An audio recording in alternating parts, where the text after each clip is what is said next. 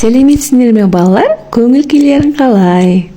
Бүгін біз сауат ашу бөлімін өтеміз. Ең алдымен шаттық шеңберіне жиналып, көңіл күйімізді көтеріп алайық. Ал ендеше өлең жолдарын мен қайталаймын, менімен бірге қайталаңдар. Біз көңілді баламыз, күнмен бірге оянамыз, құстарменен ән саламыз. Қайырлы таң, қайырлы күн, жарайсыңдар балалар. Көңіл күйлерін көтеріп қалды деген сенімдемін. Ал ендеше мен сендермен қызықты бір ойын ойнағым келіп отыр. Ал мұқият тыңдаңдар.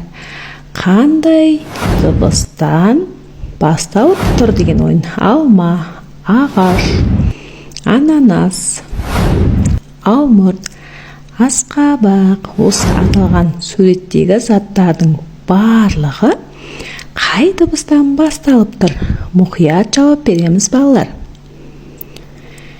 Жарайсыңдар, сендер дұрыс таптыңдар. А дыбысынан басталып тұр.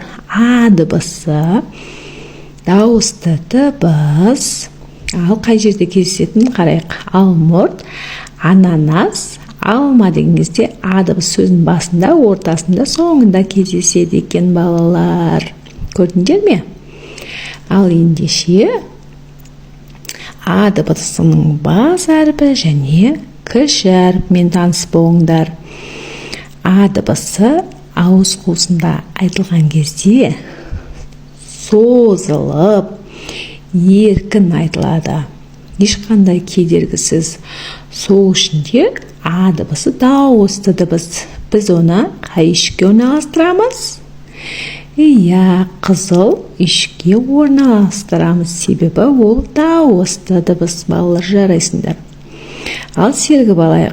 А дегенің ана, жақсы көрер бала. Ана, аға, ата, тек сен алға. Ой, балалар, тамаша. Ол сергіту сәтіне тақпақты жаттап алайық, жарай ма? Ойна, ойлан, тап ойна. Банан деген сөзде неше а кездеседі? Иә, дұрыс таптыңдар, 2 а. Ағаш дегенде неше а кездеседі?